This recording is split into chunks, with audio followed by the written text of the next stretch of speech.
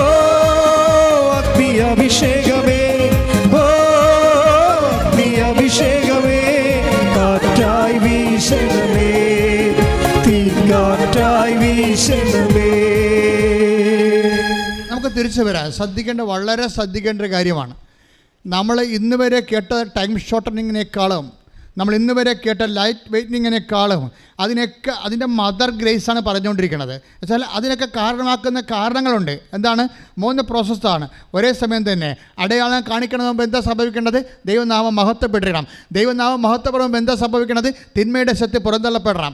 അപ്പോഴേ ഉടമ്പടി എടുക്കുന്ന ഓരോ വ്യക്തികളും എന്നാണോ നിൻ്റെ ജീവിതത്തിൽ നിന്ന്, നിൻ്റെ സ്വഭാവത്തിൽ നിന്ന് തിന്മയുടെ ശക്തികൾ ഓരോന്നായി മാറ്റപ്പെടുന്നുവോ പുറന്തള്ളപ്പെടുന്നുവോ അന്നെല്ലാം ദൈവത്തെ നാം മഹത്വപ്പെടുകയും അതെല്ലാം അടയാളം കാണുകയും ചെയ്യും. അങ്ങനെയാണ് ടൈം ഷോർട്ട് ചെയ്യണത്. ശ്രുതികട്ടെ. ഹല്ലേലൂയ, ഹല്ലേലൂയ, ഹല്ലേലൂയ, ഹല്ലേലൂയ, യേശുവേ, ഹല്ലേലൂയ, ഹല്ലേലൂയ. ആരാധന, ആരാധന, ഹല്ലേലൂയ. ഓ അഗ്നി അഭിഷേകമേ, ഓ അഗ്നി അഭിഷേകമേ, കാറ്റായി വീശണമേ, തീക്കാറ്റായി വീശണമേ. ഓ അഗ്നി അഭിഷേകമേ, ഓ അഗ്നി അഭിഷേകമേ, കാറ്റായി വീശണമേ, തീക്കാറ്റായി വീശണമേ. അപ്പം ഈശോയുടെ പ്രാർത്ഥന എന്താ? മർമ്മത്ത് കൊള്ളണ പ്രാർത്ഥനയാണ്. നമ്മുടെ പ്രാർത്ഥന എന്തായിരിക്കണം? മർമ്മത്ത് കൊള്ളണം. നാം മർമ്മത്ത് കൊള്ളണില്ലല്ല, അവിടെ ഇവിടെ അടിക്കല്ലേ. മർമ്മത്ത് കൊള്ളണ പ്രാർത്ഥന എന്താ ഈശോ പ്രാർത്ഥിച്ചിരിക്കണം നോക്കെ എന്ന് നമ്മൾ കണ്ടതല്ലേ? പിതാവേ 28 എടുത്ത് 12-28 യോഹന്നാൻ. പിതാവേ അങ്ങയുടെ നാമത്തെ മഹത്വപ്പെടുത്തണമേ. Very simple. ഈ സാധനത്തിന് എലാബറേറ്റഡ് ഫോമാണ് സ്വർഗസ്ഥനായ പിതാവ്. മനസ്സിലായില്ലേ? ഇത് അങ്ങയുടെ നാമത്തെ മഹത്വപ്പെടുത്തേ ഉള്ളൂ സംഭവം. ഈ സംഭവത്തിൻ്റെ എലാബറേറ്റഡ് ഫോമാണ് അവർ ഫാദർ ഇൻ ഹെവൻ. സ്വർഗസ്ഥനായ ഞങ്ങളുടെ പിതാവേ, അങ്ങയുടെ നാമം പൂജിതമാകണമേ, അങ്ങയുടെ രാജ്യം വരണമേ, അങ്ങയുടെ തിരുമനസ്സ് സ്വർഗത്തിലെ പോലെ ഭൂമിയിലുമാകണമേ. ആ സാധനത്തെ എലാബറേറ്റഡ് ഫോം. അപ്പോൾ നിങ്ങൾ ഓർക്കണം, ഇതൊരു ഭൂതോച്ചാടന, തിന്മയുടെ ശക്തികളെ ആട്ടിപ്പുറത്താക്കുന്ന, വ്യക്തിയെ വിശുദ്ധീകരിക്കുന്ന, ദൈവത്തെ മഹത്വപ്പെടുത്തുന്ന, അടയാളം കാണിക്കുന്ന പ്രാർത്ഥനയാണ്. കൈയിട്ടിച്ച് കർത്താവ്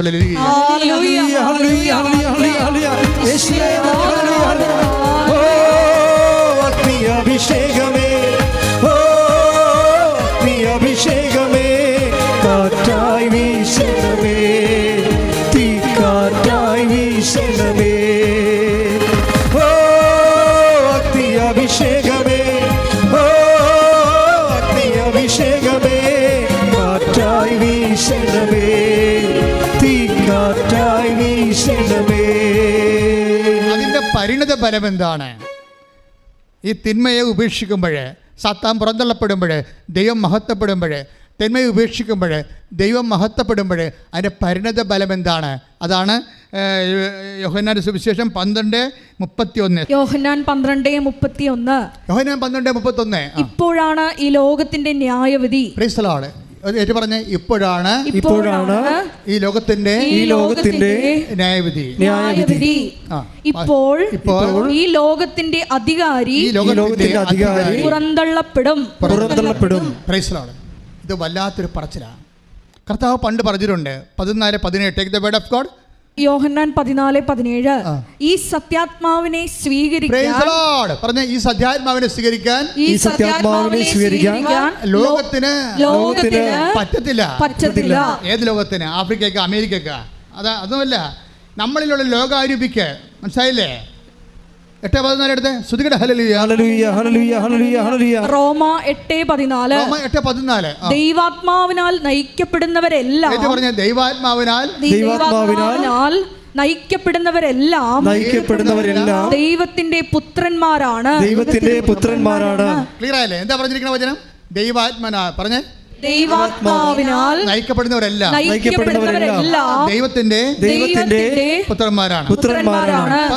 പക്ഷേ ലോകാത്മാവിനാൽ നയിക്കപ്പെട്ടാലാ നമ്മൾ ലോകത്തിന്റെ പുത്രന്മാരാകും. നമ്മൾ ലോകത്തിന്റെ ആത്മാവിനാലാണ് നയിക്കപ്പെടുന്നത് വിചാരിച്ചോ? അപ്പോൾ ആരായി നമ്മൾ മാറും? നമ്മൾ ലോകത്തിന്റെ പുത്രന്മാരാകും. അത് ഷാഡോ വേർഡ് തിരിച്ചിടുമ്പോൾ അങ്ങനെയാണ് വരണത്. ലോകത്തിന്റെ പുത്രന്മാരാണ്. ആരാണ് ഈ ലോകത്തിന്റെ പുത്രന്മാരിൽ നിന്ന്? ഈ ലോകം പുറന്തള്ളപ്പെടണം. അതാണ് ഈശോ പറഞ്ഞിരിക്കുന്നത്. തിന്മയുടെ ശക്തി പുറന്തള്ളപ്പെടുമ്പോൾ ലോകത്തിൻ്റെ അധികാരം നമ്മളിൽ നിന്ന് പുറന്തള്ളപ്പെടണം. ലോകത്തിൻ്റെ അധികാരി, ഇപ്പം ഞാൻ ഉദാഹരണം പറയാം, ലോകത്തിൻ്റെ അധികാരിയെക്കുറിച്ച് പറയാം. ഇപ്പം നിങ്ങൾക്ക് ഞാൻ ഇടയ്ക്ക് പറയുന്ന ഉദാഹരണമാണ്. ഇപ്പം നിങ്ങൾക്ക് നിങ്ങളുടെ വീട്ടിൽ 3 മക്കൾ, ക്ലിയർ അല്ലേ, 3 മക്കൾ. അപ്പം അതിനകത്ത് മൂത്ത മകൻ താമസിക്കുന്ന, അവൻ കല്യാണം കഴിച്ചു. അപ്പോൾ അപ്പനോട് പറഞ്ഞ് എനിക്ക് 10 സെൻറ്റ് സ്ഥലമേ ഉള്ളൂ. അപ്പനോട് പറഞ്ഞ് എനിക്ക് വീട് വെക്കാൻ സ്ഥലം തന്നെ 3 സെൻറ്റ് സ്ഥലം. അപ്പോൾ 3 സെൻറ്റ് സ്ഥലത്തിന് അവൻ ഓഹരി അവകാശമുള്ളതാണ്. പക്ഷേ അപ്പം പറഞ്ഞ് ഇളയവളെ കെട്ടിക്കാനില്ലേ, 3 മക്കളില്ലേ, അനിയനുണ്ട്, ഇനി ഇളയവളെ കെട്ടിക്കാനുണ്ട്. അപ്പോൾ ഇളയവളെ കല്യാണം കഴിഞ്ഞ് നിനക്ക് തരാമെന്ന് പറയാം.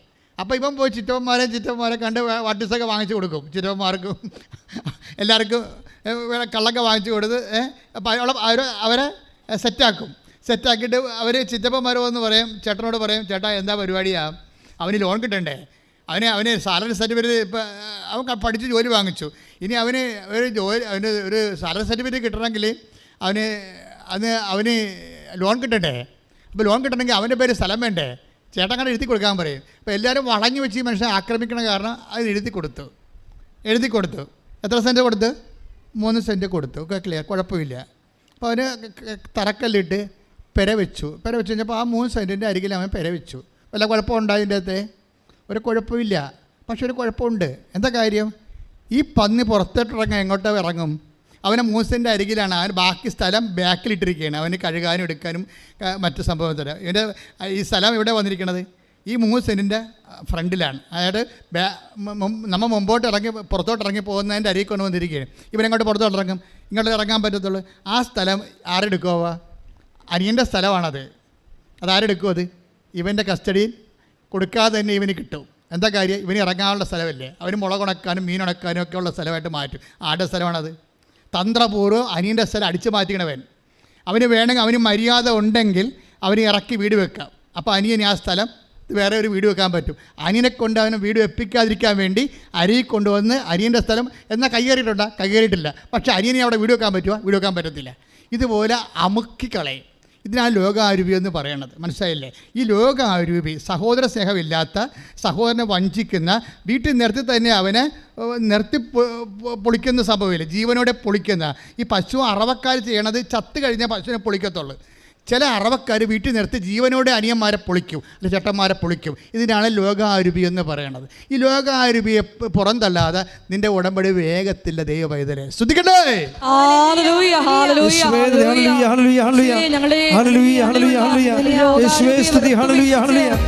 ദൈവാത്മാവിനാൽ നയിക്കപ്പെട്ട് ഉടമ്പടി നിബന്ധനകൾ പാലിച്ചു മുന്നേറുവാൻ ഞങ്ങളുടെ ദൈവസ്നേഹത്താൽ ശുദ്ധാത്മാവേ വന്നെന്നുള്ളിൽ വാസം ചെയ്യണേ, സത്യാത്മാവേ നിത്യതയിൽ എത്തുവോളം ജീവനുതുക ജീവദായക, ജീവനുതുക ജീവദായക, ജീവനാളമാ എരിഞ്ഞു തീരുവാ, ജീവനാളമാ എരിഞ്ഞു തീരുവാ. പരിശുദ്ധ പരമദിവ്യകാരുണ്യത്തിന് ആരാധനയും സ്തുതിയും പുകഴ്ചയും ഉണ്ടായിരിക്കട്ടെ. ഇത് രക്ഷയുടെ സുവിശേഷമാണ്. മകളെ, നീ എന്ന് നിന്റെ ലോകാരൂപിയെ ഇതുപോലെ പുറന്തള്ളാൻ നീ തീരുമാനിക്കുന്നുവോ, അന്ന് ദൈവത്തിന് നാമം മഹത്വപ്പെടുകയും അതുപോലെ തന്നെ അടയാളം നിങ്ങൾക്ക് ലഭിക്കുകയും ചെയ്യുമെന്നാണ് കർത്താവിൻ്റെ ആത്മാവ് വെളിപ്പെടുത്തുന്നത്. കൈയടിച്ച് കർത്താവ്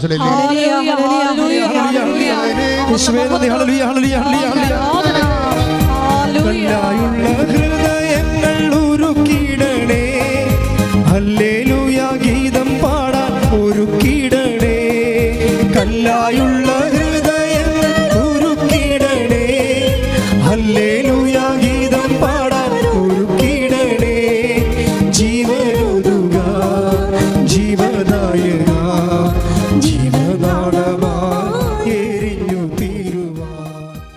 ഇടിമിന്നൽ പോലെ നിബന്ധിക്കുന്നതാണ് സാത്താൻ. പെട്ടെന്ന് സാത്താൻ നിബന്ധിക്കണമെങ്കിൽ എന്ത് ചെയ്യണമെന്ന് അറിയാവോ? സാത്താൻ അടുത്ത കൊല്ലം പോയാൽ മതിയെങ്കിൽ കുഴപ്പമില്ല. പെട്ടെന്ന് സാത്താനെ കളയണമെങ്കിൽ ഇടിമിന്നൽ പോലെ. ലൂക്കാന്റെ സുവിശേഷം 10:18 ശ്രുതികട്ടെ. ഹല്ലേലൂയ. ലൂക്ക 10:18 അവൻ പറഞ്ഞു സാത്താൻ സ്വർഗത്തിൽ നിന്ന് ഇടിമിന്നൽ പോലെ നിബന്ധിക്കുന്നത് ഞാൻ കണ്ടു. അപ്പൊ സാത്താനെ വേണമെങ്കിൽ നാളെയും കളയാം, മറ്റന്നാളും കളയാം, അതുപോലെ തന്നെ അടുത്ത കൊല്ലവും കളയാം. നിങ്ങൾക്ക് ഇഷ്ടമുള്ളപ്പോൾ കളഞ്ഞാൽ മതി. പക്ഷേ ഇടിമിന്നൽ പോലെ കളയണമെന്നുണ്ടെങ്കിൽ എന്ത് ചെയ്യണം? നിങ്ങൾ ചെയ്യണ തിന്മകളെ പുറത്താക്കണത് എന്നൊരു സൂത്രപ്പണിയുണ്ട്. സാത്താനെ പെട്ടെന്ന് കളഞ്ഞ് പെട്ടെന്ന് ഉടമ്പടി അനുഭവമാക്കാൻ ഒരു സൂത്രപ്പണിയുണ്ട്. ഇടിമിന്നൽ എന്ന് പറയുന്നത് എന്താണ്? ക്ഷണനേരം കൊണ്ടായിരുന്നു. ഇടിമിന്നൽ പെടയെന്ന് വരും അല്ലേ? ആ സ്വരമല്ല പ്രശ്നം, അതിൻ്റെ സമയമാണ് പ്രശ്നം. ഇടിമിന്നൽ പോലെ പ്രകാശത്തിനേക്കാൾ വേഗത്തിലായി സാധനം വരുന്നത്. അങ്ങനെ ഉടമ്പടി വേഗത്തിലാക്കണമെങ്കിൽ ഒരു സൂത്രപ്പണിയുണ്ട്. എന്താണെന്നറിയാവോ? നിങ്ങൾ ഏത് തിന്മകളാണ് നിങ്ങൾ പുറത്താക്കാൻ ഉദ്ദേശിക്കുന്നത്? മദ്യപാനമോ മദ്യോത്സവമോ ആഭിചാരമോ വ്യഭിചാരമോ ഏത് തിന്മകളാണ് നിങ്ങൾ ചെയ്യാൻ ഉദ്ദേശിക്കുന്നത്? ആ തിന്മകൾക്ക് വേണ്ടി പരിഹാരം ചെയ്ത ക്രിസ്തുവിൻ്റെ നാമത്തിൽ ചെയ്യണം. അതാണ് 10:17. ശ്രദ്ധിക്കട്ടെ.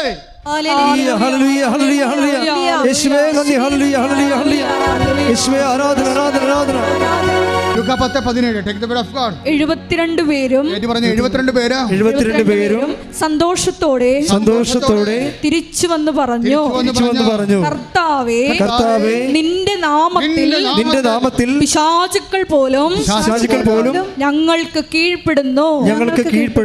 തിന്മകളെ നിങ്ങൾ പുറത്താക്കുമ്പോൾ ഓർക്കുക, അത് ക്രിസ്തുവിൻ്റെ നാമത്തിൽ ചെയ്താൽ സാത്താൻ ഇടിമിന്നൽ പോലെ വീഴും, പെട്ടെന്ന് സ്പീഡാവും. നിങ്ങൾക്ക് വേണേ സഹോദരനല്ലേ, നമ്മുടെ സഹോദരനല്ലേ, നാളെയും കാണേണ്ടവരല്ലേ, നാട്ടുകാരല്ലേ, നാളെയും കാണേണ്ടവരല്ലേ എന്ന് പറയുമ്പോൾ അവൻ്റെ നാമത്തിലാവും. മനസ്സിലായില്ലേ? ഇതിനകത്ത് കളിയുണ്ട്, കളി പഠിക്കണം, അതിനെ പറ്റത്തില്ല. ഇപ്പോൾ സഹോദരനല്ലേ, നമ്മൾ ബന്ധുക്കാരാകാൻ പോവുകയല്ലേ, ഇപ്പോൾ അവൻ്റെ പെങ്ങളെ കെട്ടാൻ പോവുകയും നമ്മൾ ബന്ധുക്കാരാകാൻ പോണതല്ലേ, അതുകൊണ്ട് നമുക്ക് ക്ഷമിച്ചേക്കാം എന്ന് പറഞ്ഞാൽ ബന്ധുക്കളുടെ നാമത്തിലാവും. മനസ്സിലായോ? അതാണ് പ്രശ്നം. നിങ്ങളത് ക്രിസ്തുവിൻ്റെ എന്ത് നന്മ ചെയ്തിട്ട് കാര്യമില്ല. ഇവിടെ നന്മ കൂടെ കുറവുണ്ടായത് കൊണ്ടല്ല ക്രിസ്തുവിന് ക്രൂശിക്കപ്പെടേണ്ടി വന്നത്. ഈ ക്രിസ്തുവിന് മുമ്പ് എന്തുമാത്രം നല്ല മനുഷ്യരുണ്ടായിരുന്നു ഇവിടെ. അപ്പോൾ നല്ല മനുഷ്യരാക്കാൻ വേണ്ടിയാണ് ക്രിസ്തു ക്രൂശിക്കപ്പെട്ടത്? നോ. ക്രിസ്തുവിന് മുമ്പല്ലേ നമ്മുടെ ശിബി രാജാവ് എത്ര മിടുക്കനായിരുന്നു അല്ലേ? ആ കഴുകന് വേണ്ടി അദ്ദേഹത്തിന് തൊടയില മാംസമാണ് കൊടുക്കണത്. അത്രയും നല്ല മനുഷ്യർ ഇന്ത്യയിൽ ജീവിച്ചിരുന്നതാണ്. അത്രയും വലിയ രാജ്യത്താണ് നമ്മളിവിടെ ജീവിക്കുന്നത്. അതാണ് നമ്മുടെ പാരമ്പര്യം എന്ന് പറയണത്. അപ്പം നല്ല മനുഷ്യർക്ക് കുറവൊന്നുമില്ല. ക്രിസ്തുവിന് മുമ്പല്ലേ സോക്രട്ടീസ് ജീവിച്ചിരുന്നത്. സോക്രട്ടീസിന് എന്താ കുഴപ്പമുണ്ടായത്? മതം ഏതായാലും മനുഷ്യൻ നല്ലതായത് മതിയെന്ന് പറഞ്ഞു കഴിഞ്ഞാൽ ക്രിസ്ത്യാനിക്ക് അത് ആപ്ലിക്കബിൾ അല്ല. കാര്യം ഇവിടെ നല്ല മനുഷ്യർ ഇല്ലാഞ്ഞിട്ടല്ല ക്രിസ്തു ക്രൂശിക്കപ്പെട്ടത്.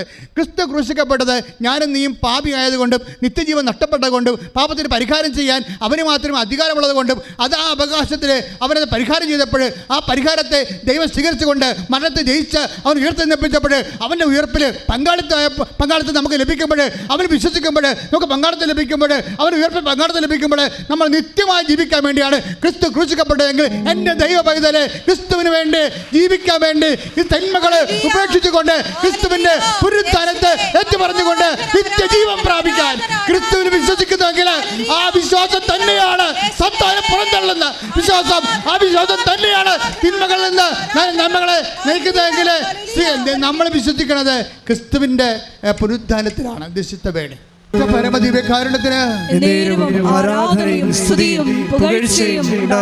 എന്റെ പ്രിയപ്പെട്ടവർ, നെയ്യപ്പം തിന്നാൽ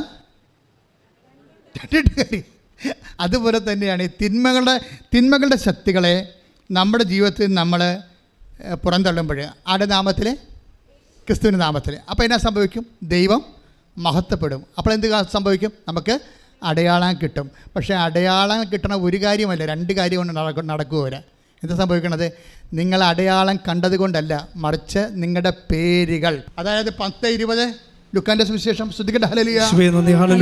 ലൂക്കാ 10:20. എന്നാൽ പിശാചുക്കൾ നിങ്ങൾക്ക് കീഴടങ്ങുന്നു എന്നതിൽ നിങ്ങൾ സന്തോഷിക്കേണ്ട, മറിച്ച് നിങ്ങളുടെ പേരുകൾ സ്വർഗത്തിൽ എഴുതപ്പെട്ടിരിക്കുന്നു എന്നതിൽ സന്തോഷിക്കുകയും.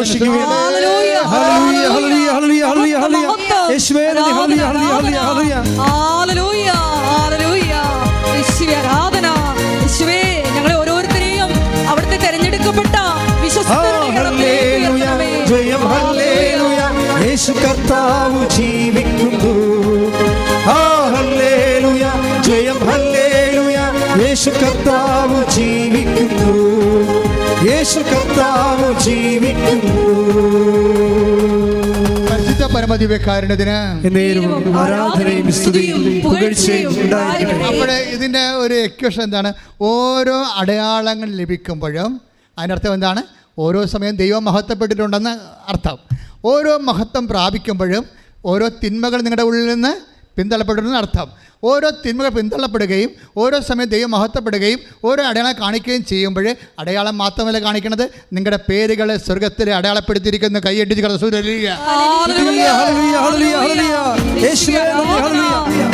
സ്വർഗത്തിൽ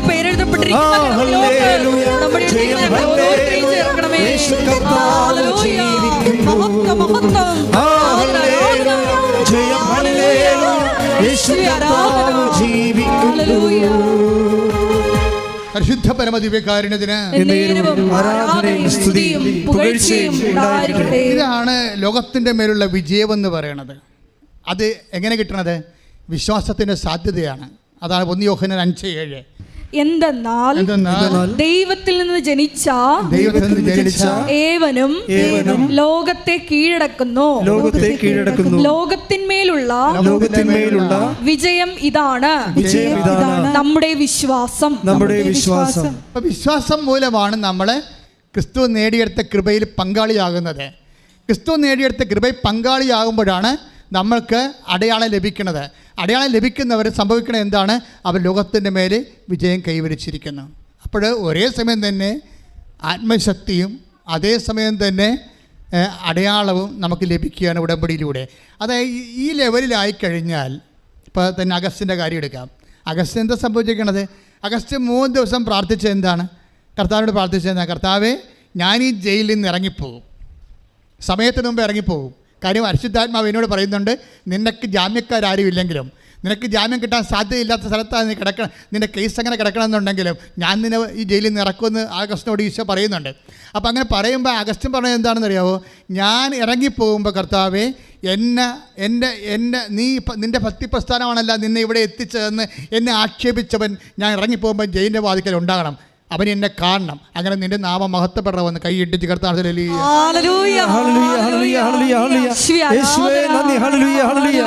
ഇത് പ്രാർത്ഥിച്ച് തീരുമ്പോൾ ഒരു സംഭവം നടക്കും. ജയിലിൽ 3-ാം ദിവസം എന്താ സംഭവിച്ചതെന്നറിയാവോ? ഈ ജയിൽ വാർഡനെ അവിടുന്ന് ആ വാർഡിൽ നിന്ന് മാറ്റും. എന്ന് വെച്ച് കഴിഞ്ഞാൽ അഗസ്റ്റിനെ വേറെ ഒരു ജയിലിൻ്റെ വാർഡിലേക്ക് കൊണ്ടുപോകും. ട്രാൻസ്ഫർ കിട്ടും, ജയിലിൽ ട്രാൻസ്ഫർ. നിങ്ങളവർക്കും പ്രാർത്ഥിക്കുമ്പോൾ ജയിലിൽ ട്രാൻസ്ഫർ കിട്ടും എന്ത് കാണിക്കാനാണ്? ജയിലിൽ നിന്ന് വേറൊരു ജയിലിലേക്ക്. പക്ഷേ അവിടെ എന്നാ പറ്റുമെന്ന് വെച്ചാൽ അഗസ്റ്റിനെ അറിയുന്ന സ്നേഹം കാണിക്കുന്നൊരു വാർഡനെ കിട്ടും. അപ്പോൾ വാർഡനോട് ഇവൻ പറഞ്ഞ ഇത്രയേ ഉള്ളൂ, സാറേ എനിക്കൊരു ഉപകാരം ചെയ്യണം.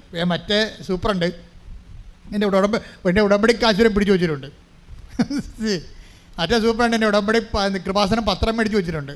മറ്റേ സൂപ്രണ്ട് എൻ്റെ പ്രാർത്ഥന മേടിച്ച് വെച്ചിട്ടുണ്ട്. ആ പ്രാർത്ഥനാ പുസ്തകം ഇങ്ങനെ തന്നാൽ ഞാനിവിടെ ഓക്കെ ആണെന്ന് പറയും. എന്താ കാര്യം? പ്രാർത്ഥനാ പുസ്തകം കിട്ടിയാൽ എനിക്ക് പ്രാർത്ഥിക്കാൻ പറ്റും, പിന്നെ ഇവൻ്റെ ജയിലൊന്നും എനിക്ക് പ്രശ്നമില്ല. എൻ്റെ മക്കളെ, ഇത് വേറെ ഒരു ലെവലാണ് ഈ സംഭവം.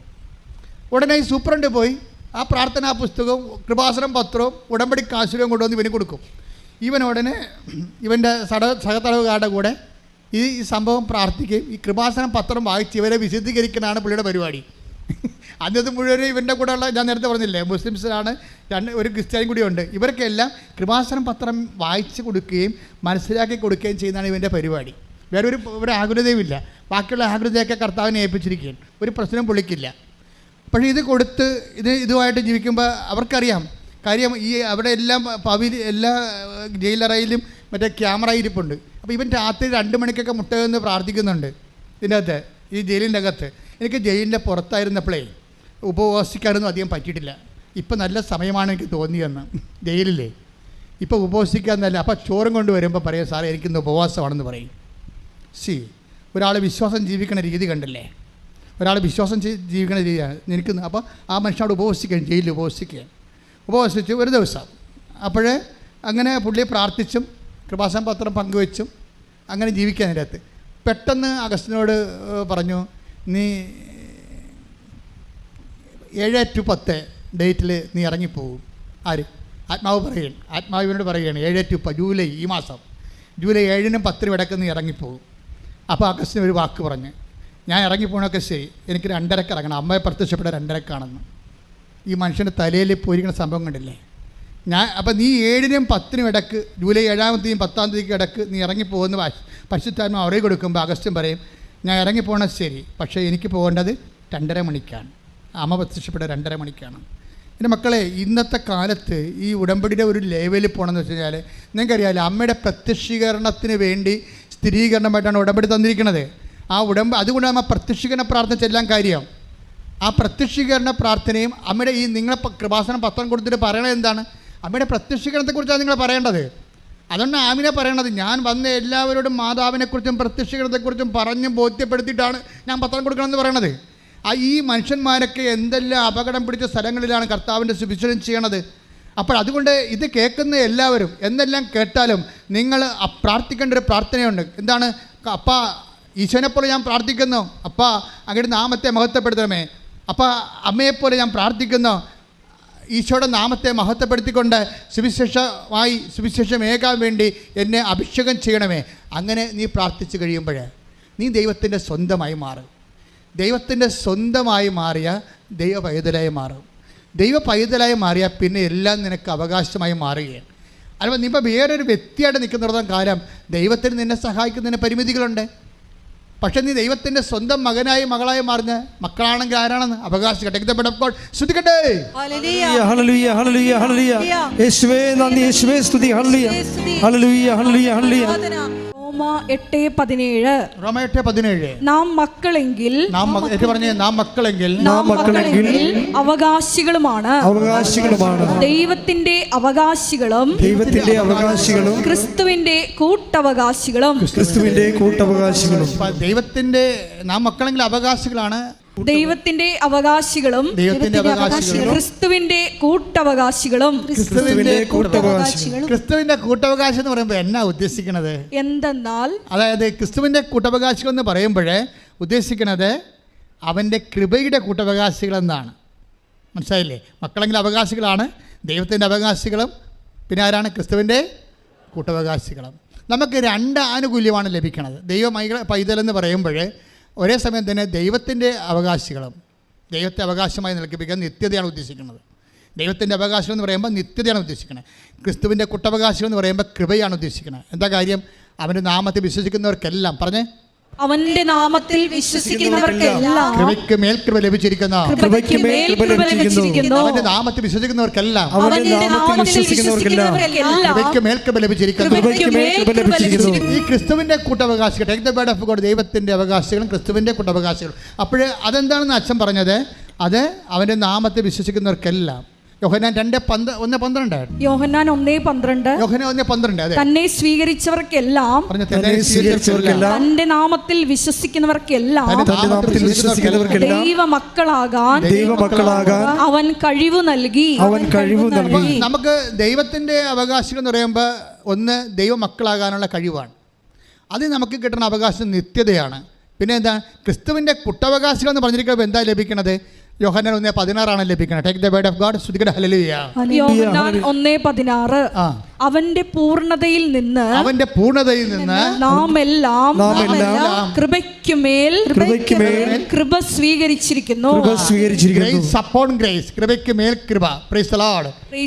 കൃപയ്ക്ക് മേൽ കൃപ ലഭിക്കണമെങ്കിൽ എന്ത് ചെയ്യണം? ക്രിസ്തുവിന് കൃപ ലഭിച്ചത് എങ്ങനെയാണ്? ഇതാ ഞാൻ മഹത്വപ്പെടുത്തിയിരിക്കുന്നു, ഇനിയും മഹത്വപ്പെടുത്തുമെന്ന് പറഞ്ഞത് എന്തിനെക്കുറിച്ചാണ്? ക്രിസ്തുവിൻ്റെ കുരിശാരോഹണത്തെ ദൈവം മഹത്വപ്പെടുത്തുമെന്നാണ് പറഞ്ഞിരിക്കുന്നത്. ക്രിസ്തുവിന് കൃപ ലഭിച്ചത് എങ്ങനെയാണ്? ക്രിസ്തു പാപത്തിന് പരിഹാരമായിട്ട് കുരിശെടുത്തപ്പോഴാണ് ക്രിസ്തു കുരിശുമരണത്തിൽ മഹത്വപ്പെട്ടതെങ്കിൽ ഒരു മനുഷ്യൻ അവൻ്റെ നാമത്തിൽ വിശ്വസിക്കുന്നവർക്കെല്ലാം, അവൻ്റെ കുരിശുമരണത്തിൽ വിശ്വസിക്കുന്നവർക്കെല്ലാം, അവൻ്റെ കുരിശുമരണം നമ്മുടെ പാപത്തിന് പരിഹാരമാണെന്ന് വിശ്വസിച്ചുകൊണ്ട് പാപത്തിന് പരിഹാരം ചെയ്യുന്നവർക്കെല്ലാം, പാപത്തെ വെറുത്തുപേക്ഷിക്കുന്നവർക്കെല്ലാം, അവൻ്റെ നാമത്തിൽ വിശ്വസിക്കുന്നവർക്കെല്ലാം കൃപയ്ക്ക് മേൽ കൃപ ലഭിച്ചിരിക്കണമെന്ന് പറയുമ്പോൾ നമുക്ക് ലഭിക്കണത് എന്താണ്? അവൻ്റെ കൂട്ടവകാശം എന്ന് പറയുമ്പോൾ എന്താ നമുക്ക് ലഭിക്കുന്നത്? 8:17 പറയുന്ന റോമായിൽ പറയുന്ന യേശുവിൻ്റെ കൂട്ടവകാശികൾ എന്ന് പറയുമ്പോൾ നമുക്ക് ലഭിക്കുന്നത് എന്താണ്? ഈ കൃപയുടെ കൂട്ടവകാശികളാണ്. നമുക്ക് കൃപയാണ് ലഭിക്കുന്നത്. കൃപ എന്ന് പറയുന്നത് എന്താണ്? ദൈവത്തിൻ്റെ ശക്തിയാണ്. ഇപ്പോൾ അഗസ്റ്റിന് കിട്ടിയിരിക്കുന്നത് എന്താണ്? ദൈവത്തിൻ്റെ ശക്തിയാണ്. അഗസ്റ്റിന് കിട്ടിയിരിക്കുന്നത് എന്താണ്? ഈ ജയിലിൽ കിടന്നുകൊണ്ട് ദൈവത്തെ നാമം വിളിക്കാനുള്ള ആത്മശക്തി ലഭിച്ചിരിക്കുകയാണ്. ഈ ആത്മശക്തിയാണ് ശരിക്കും പറഞ്ഞാൽ നമ്മുടെ അനുഗ്രഹത്തിൻ്റെ മുകളിലുള്ളത്. അതിന് അറിയണം. എഫേസ്യസ് 3:16 എടുത്ത്. എഫേസ്യസ് 3:16 അവിടുത്തെ മഹത്വത്തിന്റെ സമ്പന്നതയ്ക്ക് യോജിച്ച വിധം അവിടുന്ന് തന്റെ ആത്മാവിലൂടെ നിങ്ങളുടെ ആന്തരിക മനുഷ്യനെ ശ്രദ്ധിക്കട്ടെ.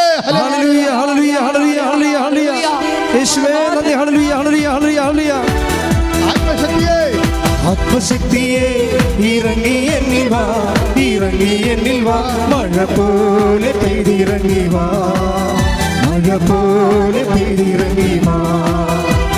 സ്വർഗീയത്തിയെ ഇറങ്ങി എന്നിൽ വാ, ഇറങ്ങി എന്നിൽ വാ, മഴ പോലെ പെയ്തിറങ്ങി വാ, മഴ പോലെ പെയ്തിറങ്ങി വാ.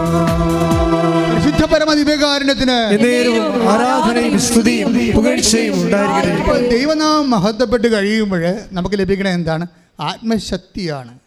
എഫെസ്യസ് 3:16-17 അവിടുത്തെ മഹത്വത്തിന്റെ അവിടുത്തെ മഹത്വത്തിന്റെ സമ്പന്നതയ്ക്ക് യോജിച്ച വിധം അവിടുന്ന് തന്റെ ആത്മാവിലൂടെ നിങ്ങളുടെ ആന്തരിക മനുഷ്യനെ ശക്തിപ്പെടുത്തണമെന്നും വിശ്വാസം വഴി ക്രിസ്തു നിങ്ങളുടെ ഹൃദയങ്ങളിൽ വസിക്കണമെന്നും നിങ്ങൾ സ്നേഹത്തിൽ വേരുവാ സ്നേഹത്തിൽ വേരുപാകി അടിയുറയ്ക്കണമെന്നും ഞാൻ പ്രാർത്ഥിക്കുന്നു. കണ്ടില്ലേ, എവിടെയാ ഇത് പോണെന്ന് നോക്കിയേ? സ്നേഹത്തിൽ വേരിപ്പാക്കി. നിങ്ങൾ ക്രിസ്തുവിനെ പ്രതി, ക്രിസ്തുവിനുള്ള സ്നേഹത്തെ പ്രതി നിങ്ങളുടെ സഹോദരങ്ങളെയും ഈ ലോകത്തെ തന്നെ സ്നേഹിക്കുന്നതിലൂടെ എന്താ സംഭവിക്കുന്നത്? ആത്മശക്തിയുടെ അഭിഷേകം ലഭിക്കുകയാണ്. അതുകൊണ്ടാണ് 1 കൊരിന്ത്യസ് വേർഡ് ഓഫ് ഗോഡ് സ്നേഹം എല്ലാത്തിനും അതിജീവിക്കുന്ന സ്തുതിയുടെ ഹല്ലേലൂയ. 1 കൊരിന്ത്യസ് 13:7 സ്നേഹം സകലതും സഹിക്കുന്നു, സ്നേഹം സകലതും സഹിക്കുന്നു, സകലതും വിശ്വസിക്കുന്നു, സകലതും പ്രത്യാശിക്കുന്നു, സകലത്തെയും അതിജീവിക്കുന്നു. ഞങ്ങളുടെ ജീവിതത്തിലുണ്ടാകുന്ന വിവിധ പ്രതിസന്ധി ഘട്ടങ്ങളെ സ്നേഹത്താൽ അതിജീവിക്കുവാൻ ഈ ആരാധനയിലൂടെ ഞങ്ങളെ അഭിഷേകം ചെയ്യണമേ. ഹല്ലേലൂയ. പരിശുദ്ധ പരമദിവ്യകാരുണ്യത്തിന് ആരാധനയും സ്തുതിയും പുകഴ്ചയും ഉണ്ടായിരിക്കട്ടെ. ഈ എല്ലാത്തിനെയും അതിജീവിക്കുന്ന 1 കൊരിന്ത്യസ് 13:7 ദൈവസ്നേഹത്തെക്കുറിച്ചാണ് ഇവിടെ എഫേസ്യസ് 3:17 വായിക്കുന്നത്. സ്തുതിക്കട്ടെ. ഹല്ലേലൂയ, ഹല്ലേലൂയ, ഹല്ലേലൂയ, ഹല്ലേലൂയ. യേശുവേ നന്ദി. ഹല്ലേലൂയ, ഹല്ലേലൂയ. വിശ്വാസം വഴി ക്രിസ്തു നിങ്ങളുടെ ഹൃദയങ്ങളിൽ വസിക്കണമെന്നും വിശ്വാസം വഴി ക്രിസ്തു നിങ്ങളുടെ ഹൃദയങ്ങളിൽ വസിക്കണമെന്നും നിങ്ങൾ സ്നേഹത്തിൽ വേരുവാകി അടിയുറയ്ക്കണമെന്നും ഞാൻ പ്രാർത്ഥിക്കുന്നു. അപ്പോസ്തലന്റെ പ്രാർത്ഥനയാണ്. അപ്പോസ്തലൻ എഫെസ്യസ് സഭയ്ക്ക് വേണ്ടി പ്രാർത്ഥിക്കുകയാണ്. എല്ലാ സഭകൾക്കും വേണ്ടിയുള്ള അപ്പോസ്തലന്റെ സ്വപ്നം അതാണ്. എന്താണ്? നിങ്ങൾ ക്രിസ്തുവിൻ്റെ വിശ്വാസത്തിൽ ക്രിസ്തു നിങ്ങൾ ജീവിക്കണം. പിന്നെന്താണ്? അത് നിങ്ങൾക്ക് ശക്തിപ്പെടുത്തണം. ആ ശക്തിയെക്കുറിച്ച് പറഞ്ഞേ, ശക്തിയെക്കുറിച്ച് വായിച്ച് ശ്രുതിക്കട്ടെ. ഹല്ലേലൂയ. അവിടുത്തെ മഹത്വത്തിന്റെ സമ്പന്നതയ്ക്ക് യോജിച്ച വിധം അവിടുത്തെ മഹത്വത്തിന്റെ സമ്പന്നതയ്ക്ക് യോജിച്ച വിധം അവിടുന്ന് തന്റെ ആത്മാവിലൂടെ നിങ്ങളുടെ ആന്തരിക മനുഷ്യനെ ശക്തിപ്പെടുത്തണമെന്ന്. ആന്തരിക മനുഷ്യന്റെ ശക്തീകരണം അഗസ്റ്റിൽ സംഭവിക്കുന്നത് അതാണ്. എഫെസ്യസ് 3:17 പറയുന്ന ആന്തരിക മനുഷ്യൻ്റെ ശക്തീകരണമാണ് ഈ അഗസ്റ്റിൽ സംഭവിക്കുന്നത്. എന്താണ്? അതുകൊണ്ടാണ് ജയിലിൽ കിടന്നത്. ഈ മനുഷ്യൻ ആ ശക്തിയിലാണ്, ആന്തരിക മനുഷ്യൻ്റെ ശക്തിയിലാണ് ഈ മനുഷ്യൻ പറയണത്. എന്താണ്? അയാളുടെ മുമ്പേ വിശ്വസിച്ചോട് തന്നെ ഞാൻ ഇറങ്ങിപ്പോകും. ഞാൻ ജാമ്യം എടുക്കാനോ അല്ലെങ്കിൽ എനിക്ക് ജാമ്യക്കാരോ ആരുമില്ല. എൻ്റെ ജാമ്യം ആരാണ്? എൻ്റെ അമ്മയാണ് എൻ്റെ ജാമ്യം, പരിശുദ്ധ അമ്മ എന്നെ ഇറക്കും. അപ്പോൾ ആത്മാവ് പറയും നിന്നെ ഇറക്കാൻ തീരുമാനിച്ചിട്ടുണ്ട്. അപ്പോൾ ഉടനെ തിരിച്ച് ദൈവത്തോട് അവൻ പറയും എന്താണ്? എന്നെ ഇറക്കണമെങ്കിൽ അമ്മ പ്രത്യക്ഷപ്പെട്ട സമയത്ത് ഇറക്കണമെന്ന്. ആ പറഞ്ഞ 2.5 മണിക്കൂർ 3 ദിവസം കഴിയുമ്പോൾ ആ പറഞ്ഞ 2.5 മണിക്കൂർ ഇവൻ ഈ കൃപാസനം പത്രവും കാശ് രൂപ എടുത്തുകൊണ്ട് ജയിലിൻ്റെ പുറത്തോട്ട് ഇറങ്ങി വരും. ശ്രുതികടെ ഹല്ലേലൂയ. ഹല്ലേലൂയ, ഹല്ലേലൂയ, ഹല്ലേലൂയ. യേശുവേ ഹല്ലേലൂയ, ഹല്ലേലൂയ, ഹല്ലേലൂയ, ഹല്ലേലൂയ. യേശുവേ സ്തുതി. ഹല്ലേലൂയ. ആത്മശക്തിയെ ഇറങ്ങി എന്നിൽ വാ, ഇറങ്ങി എന്നിൽ വാ, മഴ പോലെ പെയ്തിറങ്ങി വാ, മഴ പോലെ പെയ്തിറങ്ങി വാ. സ്വർഗീയത്തിയെ ഇറങ്ങി എന്നിൽ വാ, ഇറങ്ങി എന്നിൽ വാ, മഴ പോലെ പെയ്തിറങ്ങി വാ, മഴ പോലെ പെയ്തിറങ്ങി വാ. ആത്മനദിയായി ഒഴുകി എന്നിൽ ഇന്നു വാ, ആത്മശക്തിയായി ഒഴുകി എന്നിൽ ഇന്നു വാ, ആത്മനദിയായി ഒഴുകി എന്നിൽ ഇന്നു വാ, ആത്മശക്തിയായി ഒഴുകി എന്നിൽ ഇന്നു വാ. മഴ പോലെ പെയ്തിറങ്ങി വാ, മഴ പോലെ പെയ്തിറങ്ങി വാ, മഴ പോലെ പെയ്തിറങ്ങി വാ,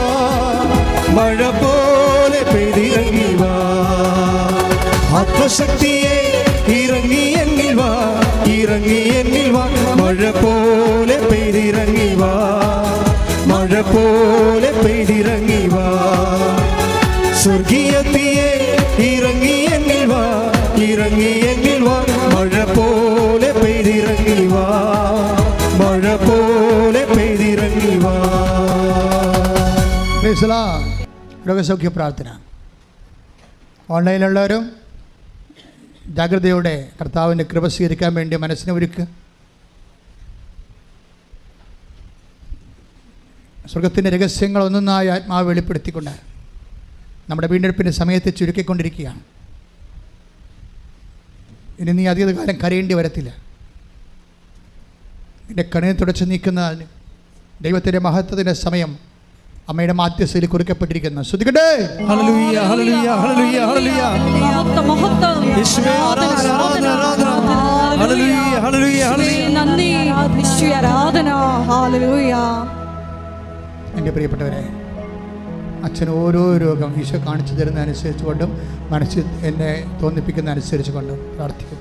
ഇപ്പോൾ കാണുന്ന ദർശനം പറഞ്ഞു തരാം. അതായത് ഒരു മനുഷ്യൻ്റെ നടുവ് എല്ലാം അവസാനിക്കുന്ന ഇടം, നമ്മുടെ പൃഷ്ഠഭാഗം ഉൾപ്പെടെയുള്ളത്, അവന് എഴുന്നേക്കാൻ പറ്റാത്ത രീതിയിൽ ഒരു ഇരിപ്പ് രോഗിയായിട്ട് മാറിയിരിക്കുന്നു. അവൻ്റെ നടുവിൻ്റെ മൂടിനോട് ബന്ധപ്പെട്ട ഭാഗങ്ങളും അവനെ മുട്ടിനെ പൊങ്ങി കുന്തി നിൽക്കാൻ പറ്റാത്ത തളർന്നുപോയ അരക്കെട്ട് പോലുള്ള അവസ്ഥകളാണ് കർത്താവ് ഇപ്പോൾ സ്പർശിച്ച് സൗഖ്യപ്പെടുത്തിക്കൊണ്ടിരിക്കുന്നത്. സ്തുതിക്കട്ടെ. ഹല്ലേലൂയ, ഹല്ലേലൂയ. രോഗസൗഖ്യ സന്ദേശത്തിന് സൗഖ്യത്തിന് പറയുന്നു. Hallelujah, hallelujah. എന്നിൽ നിറയണമേ, നാഥാവരേണമേ, സൗഖ്യം നൽകണമേ. നാഥാവരേണമേ, എന്നിൽ നിറയണമേ, നാഥാവരേണമേ, സൗഖ്യം നൽകണമേ. എൻ്റെ പ്രിയപ്പെട്ടവർ, രണ്ട് മെസ്സേജ് കൂടി ഈശോ പറയുന്നുണ്ട്. ഒന്ന്, ലീക്കാകുന്ന കിഡ്നിയും ലീക്കാകുന്ന അണ്ടാശയങ്ങളും. രണ്ട് വ്യക്തികൾക്കാണ് രണ്ടിതാണ്. അതായത് രണ്ട് കഷ്ണങ്ങൾ ഇങ്ങനെ ഇരിക്കുന്ന അണ്ടാശയങ്ങൾ നമുക്കറിയാം. അണ്ടാശയങ്ങളും അതുപോലെ തന്നെ കിഡ്നിയും അതെല്ലാം സ്വെല്ല് ചെയ്യുന്നുണ്ട്. എന്നുവെച്ചാൽ വെള്ളം ഇറ്റ് വീഴുകയോ അതുപോലെ തന്നെ ചോര ഇറ്റ് വീഴുകയോ ചെയ്യുന്നുണ്ട്. ഇത് മാരകമായ രോഗമാണ്. കർത്താവ് രണ്ട് വ്യക്തികളെ സുഖപ്പെടുത്തും. കക്കയില്ലേ, കടലിലെ കായലിലുണ്ടാകുന്ന കക്ക കമത്തി വെച്ചാൽ എങ്ങനെ ഇരിക്കും, അതുപോലെ ആന്തരികമായ ചില അവയവത്തിൻ്റെ മുകളിലെ ഈ അക്കാരം പോലെ പല്ലിൽ ഇങ്ങനെ ഒരു സാധനം കിട്ടത്തില്ലേ, ഒരുതരം കാൽഷ്യം കെട്ടുകണ പോലെ ഇങ്ങനെ ശരീരത്തിൻ്റെ മുകളിൽ അവയവത്തിൻ്റെ മുകളിൽ എന്തോ ഇങ്ങനെ പാട ചൂടി ബലമായിട്ടിരിക്കുകയാണ്. കർത്താവ് അത് തൊട്ട് സുഖപ്പെടുത്തിക്കൊണ്ടിരിക്കുന്നത്. സ്തുതിക്കടലേ. സമൂഹത്തിനെ നോക്കി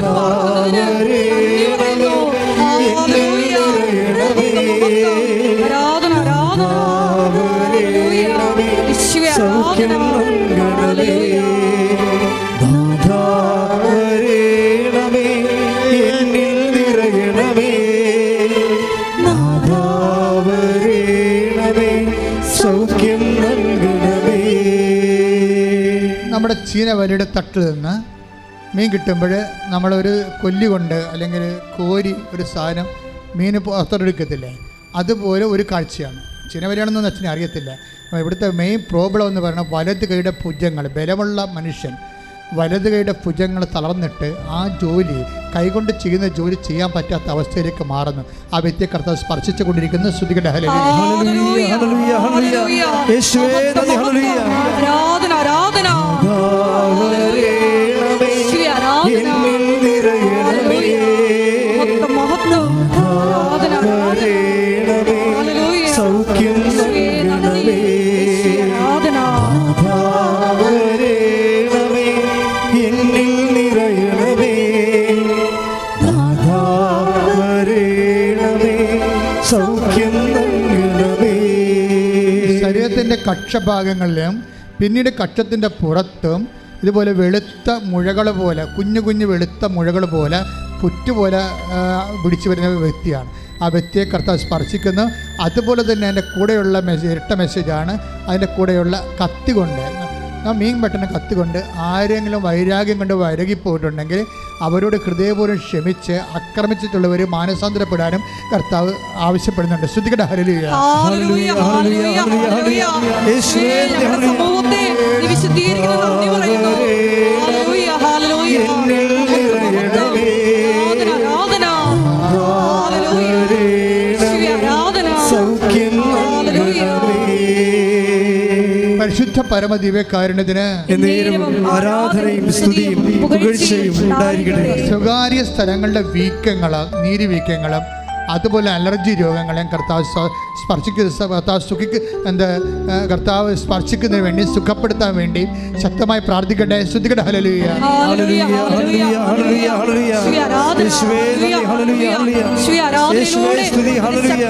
സ്വകാര്യ രോഗങ്ങളുടെ മേൽ പ്രകടമാക്കണമേ എന്ന് പ്രാർത്ഥിക്കുന്നു. നിലത്ത് കാല് ഊന്നുമ്പോൾ ഇടത് കാല് മാത്രം ഉറക്കും, വലത്ത് കാല് ഉറക്കണില്ല. അതുകൊണ്ട് ഇടത് കാല് പോലെ പതിയണ പോലെ വലത് കാല് പതിയുന്നില്ല. അപ്പോൾ ചിലപ്പോൾ നല്ലവണ്ണം മുറുക്കി ചവിട്ടാൻ വേദന ഉള്ളത് കൊണ്ടോ മുറുക്കി ചവിട്ടാൻ ബലം പ്രയോഗിക്കാൻ പറ്റാത്ത കൊണ്ടോ ആയിരിക്കാം ആ വ്യക്തിയെ കർത്താവ് സുഖപ്പെടുത്തി കൊണ്ടിരിക്കുന്നു. ശ്രദ്ധിക്കട്ടെ.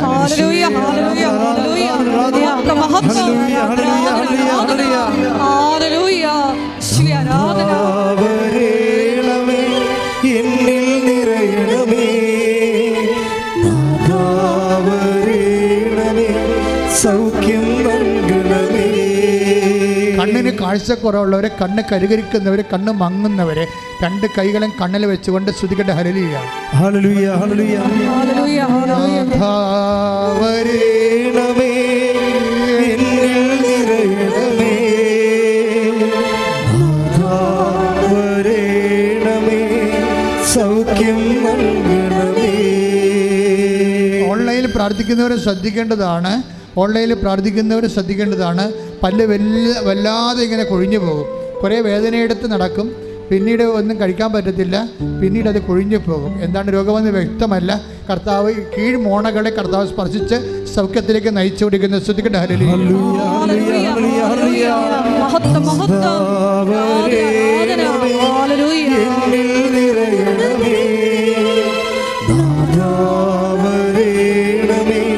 സൗഖ്യം നൽകണമേ.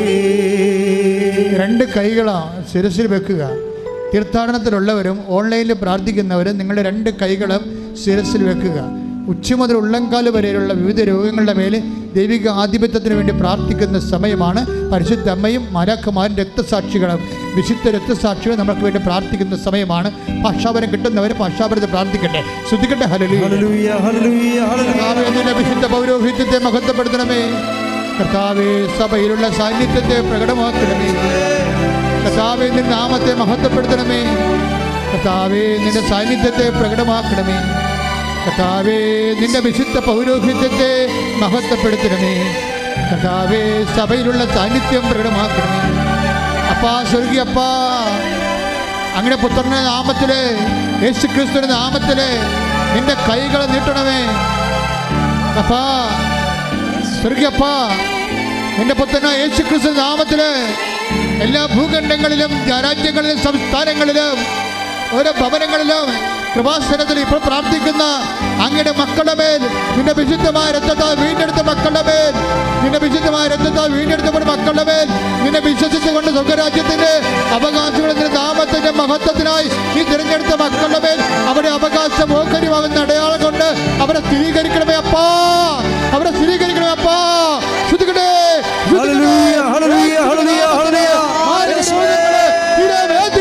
യേശുവിന്റെ നാമത്തില് സകല രോഗങ്ങള് മാറിപ്പോകട്ടെ.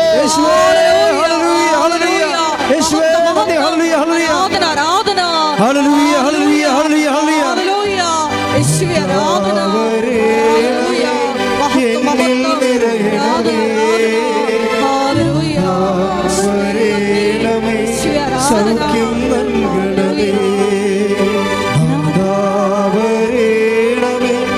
എന്നിൽ നിറയണമേ. സൗഖ്യം നൽകണമേ.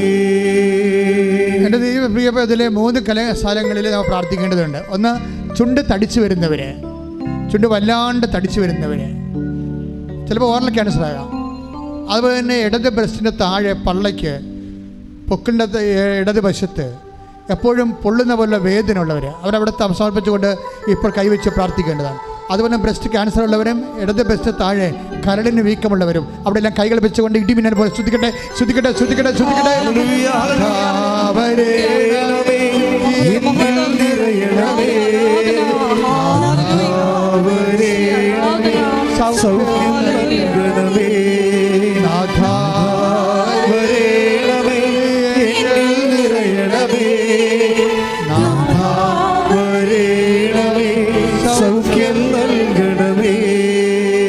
മക്കൾക്ക് വേണ്ടി പ്രാർത്ഥിക്കുന്നവരെ, അസ്ഥി രോഗങ്ങൾക്ക് വേണ്ടി പ്രാർത്ഥിക്കുന്നവരെ, അസ്ഥി ഉരുക്കമുള്ളവരെ, തോളിൻ്റെ അസ്ഥികൾ ശോഷിച്ചവരെ, ശരീരത്തിൻ്റെ വ്യത്യസ്തമായ അസ്ഥികൾ ശോഷിച്ചവരെ, ശരീരത്തിൻ്റെ അസ്ഥിക്കൂടത്തിൻ്റെ വലതുവശത്ത് വേദനിക്കുന്നവരെ, അവരെല്ലാം കർത്താവ് അസ്ഥിയുടെ മേലെല്ലാം കർത്താവിൻ്റെ ശക്തി പടരുന്ന സമയമാണ്. ദൈവത്തിൻ്റെ ശക്തി ഈ നിമിഷത്തിനെ സുഖപ്പെടുന്ന സമയമാണ്. ഇപ്പോൾ ശ്രദ്ധിക്കട്ടെ, മൂക്കിൻ്റെ ഇടത് ഭാഗത്ത്, അതുപോലെ തന്നെ ശ്വാസം എടുക്കാൻ പറ്റാത്ത വ്യക്തികൾ, അവിടെ അടിനോടിനെ രോഗമുള്ളവരെ കർത്താവ് സ്പർശിച്ച് സുഖപ്പെടുന്ന സമയമാണ്. ശ്രദ്ധിക്കട്ടെ ശ്രദ്ധിക്കട്ടെ. മഹത്വം മഹത്വം ആരാധന ആരാധന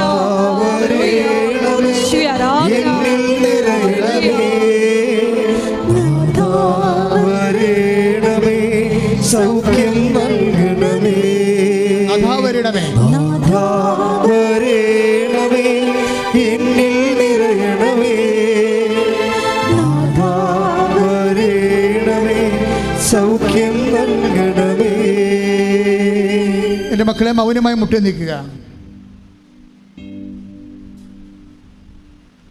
കർത്താവ് നമുക്ക് വചനം തന്നതുപോലെ തന്നെ നിങ്ങൾക്കറിയാം, കർത്താവ് വചനം പ്രഘോഷിച്ച ആ സായാഹ്നത്തിലാണ് അത്ഭുതകരമായ മീൻപിടുത്തം നടന്നത്. ആ വചനത്തെ വിശ്വസിച്ചവർക്കെല്ലാം കർത്താവിൻ്റെ അടയാളം കാണിച്ചു കൊടുത്തു. വചനം വിശ്വസിക്കുമ്പോഴാണ് ദൈവം മഹത്വപ്പെടുകയും വചനം ശക്തീകരിക്കപ്പെടുകയും സൗഖ്യമായി അനുഭവവേദ്യമാകുകയും ചെയ്യുന്നത്. നിങ്ങളുടെ ഓരോ വേദനകളെക്കുറിയും ഞാൻ എൻ്റെ ജന്മം കൊണ്ട് കർത്താവിൻ്റെ തിരുസന്നിധിയിൽ ഞാൻ വേദനിച്ചിട്ടുണ്ട്. അപ്പോഴെല്ലാം വേദനിക്കണ ഒരു കാലത്തും മനുഷ്യൻ സമാധാനം നഷ്ടപ്പെടുന്ന സമയത്തെല്ലാം കണ്ണീരുമായി കർത്താവ് തിരുസന്നിധിയിൽ ഞാൻ കണ്ണീർ കൊന്തമായി നിന്നിട്ടുണ്ട്.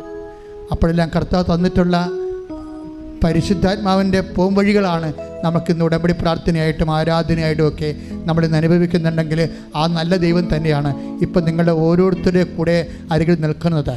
നിങ്ങൾ ഉടമ്പടി വെച്ചിരിക്കുന്ന വിഷയങ്ങളെല്ലാം ഓർക്കുക. ഉടമ്പടി പുതുക്കിയപ്പോൾ വെച്ച വിഷയങ്ങളെല്ലാം ഓർക്കുക. കർത്താവ് അതിൻ്റെ മേൽ തീരുമാനം എടുക്കാൻ പോകുന്ന, കർത്താവ് നിന്നെ അനുഗ്രഹിക്കാൻ പോകുന്ന നിൻ്റെ മക്കളുടെ വിഷയങ്ങൾ, നിൻ്റെ സംരംഭങ്ങൾ, നിൻ്റെ വരുമാന മാർഗങ്ങൾ, നിൻ്റെ ജീവിത മാർഗ്ഗങ്ങൾ, നിൻ്റെ വിദ്യാഭ്യാസ മാർഗ്ഗങ്ങൾ, നിൻ്റെ പരീക്ഷാ മാർഗ്ഗങ്ങൾ, നിൻ്റെ സ്ഥലത്തിൻ്റെ അവസ്ഥകൾ, നിൻ്റെ കടങ്ങൾ, സ്ഥലം വിറ്റുമാറ്റാത്ത തടസ്സങ്ങൾ, നിൻ്റെ യാത്രയുടെ തടസ്സങ്ങൾ, വിദ്യാഭ്യാസ തടസ്സങ്ങൾ എല്ലാം ഓർത്തുകൊണ്ട് ഇടിമിന്നൽ പോലെ ശ്രദ്ധിക്കണ്ടേ ശ്രദ്ധിക്കട്ടെ. കർത്താവേ, നിന്റെ ഉന്നതമായ നാമത്തിന് സ്വന്തം ചെയ്തുകൊണ്ട് അങ്ങയുടെ നാമത്തെ മഹത്വപ്പെടുത്തുന്നത് പ്രാർത്ഥിക്കുന്ന, അങ്ങയുടെ നാമത്തെ മഹത്വപ്പെടുത്തി പ്രാർത്ഥിക്കുന്ന രക്തം മഴ പോലെ കർത്താവേ ഓരോ മക്കളുടെ പേര് തളിക്കപ്പെടട്ടെ.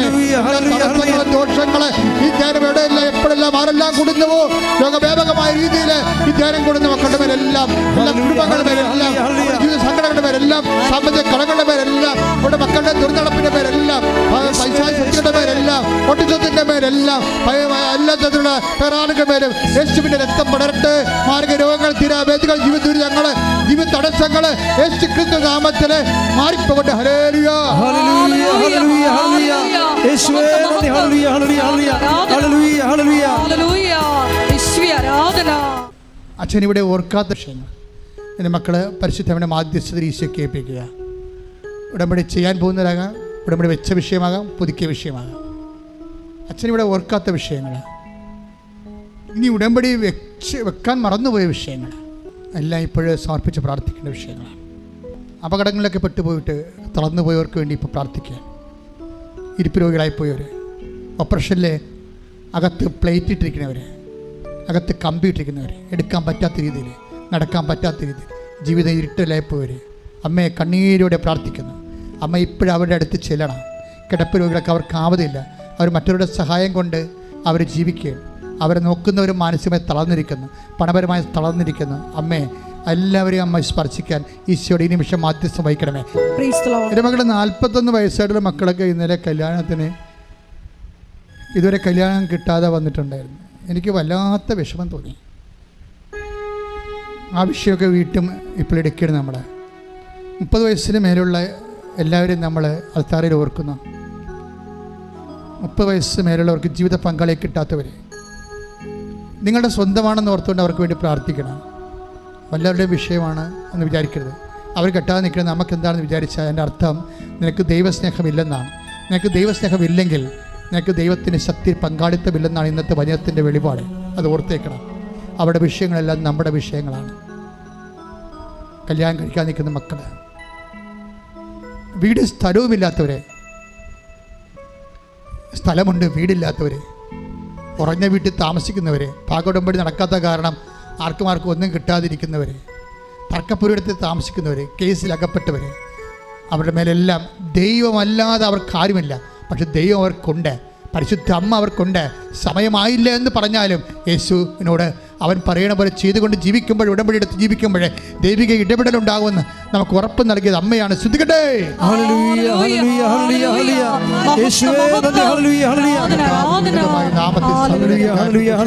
എൻ്റെ പ്രിയപ്പെട്ടവരെ, ചിലർക്ക് ജോലിയുടെ സാങ്ഷൻ ആകുന്നില്ല, ചിലർക്ക് ഗവൺമെൻറ് അക്രഡിഷൻ കിട്ടണില്ല, ചിലർക്ക് സ്ഥിര നിയമനം കിട്ടണില്ല, ചിലർക്ക് PhDക്ക് ഗുരുവിനെ കിട്ടണില്ല, ഗൈഡിനെ കിട്ടണില്ല, ചിലർക്ക് ഓഫർ ലെറ്റർ ഉണ്ട്, പൈസയും കൊടുത്തതാണ്, പക്ഷേ യാതൊരുവിധ റിട്ടേൺസും മെസ്സേജൊന്നും ഇല്ല, വിസ വരുന്നില്ല, വിസ തടസ്സങ്ങൾ, പരീക്ഷ തടസ്സങ്ങൾ. ഇപ്പോഴും അഡ്മിഷൻ കിട്ടാത്ത കുഞ്ഞുങ്ങളുണ്ട് പല കോളേജുകളിലും. വിൽക്കാനുള്ള സ്ഥലങ്ങൾ, വിൽക്കാൻ പറ്റാ കിടക്കുന്നത്, ജപ്തിയിൽ കിടക്കുന്ന സ്ഥലങ്ങൾ, കുടുംബത്തിൽ സമാധാനമില്ലാതെ ഡൈവേഴ്സിലായി പോകുന്നവർ, മക്കൾ പങ്കിട്ടെടുത്തവർ, അതിന് കോടതി കയറുന്നവർ, വേറെ ചില വിഷയങ്ങൾക്ക് കോടതി കയറുന്നവർ, അവസാനത്തെ വിധി അനുകൂലമാകാൻ വേണ്ടി കണ്ണീരെ പ്രാർത്ഥിക്കുന്നവരുടെ എല്ലാവരുടെ മേലെ ദൈവത്തിന് കൃപ ചൊരിയാൻ വേണ്ടി ഇടിമിന്നൽ പോലെ ശ്രദ്ധിക്കട്ടെ. തടസ്സങ്ങളെയും ദുരിതങ്ങളെയും ഈ ആരാധനയോടെ ഏറ്റെടുക്കണമേ എന്ന് പ്രാർത്ഥിക്കുന്നു. ഹല്ലേലൂയ, ഹല്ലേലൂയ, മഹത്വം, മഹത്വം, ആരാധന, ആരാധന. ഹല്ലേലൂയ. വാഴ്ത്തുന്നെല്ലാരും പ്രിയനേ നിൻ സ്നേഹം ഓർക്കുന്നെല്ലാരും.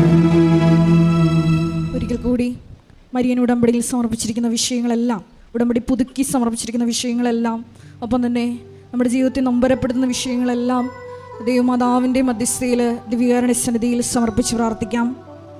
എന്ന് കേട്ട വചനപ്രകാരം ലോകത്തെ കീഴടക്കി തിന്മയുടെ മേൽ വിജയം വരിച്ച് സുവിശേഷ സാക്ഷികളാക്കി ദൈവമഹത്വം കരയേറ്റുവാൻ ഞങ്ങൾ ഓരോരുത്തരെയും അഭിഷേകം ചെയ്യണമേ എന്ന് പ്രാർത്ഥിച്ചുകൊണ്ട് ശിരസ്സ് നമിച്ച് നമുക്ക് ദിവ്യകാരുണ്യനാഥൻ്റെ ആശീർവാദം സ്വീകരിക്കാം.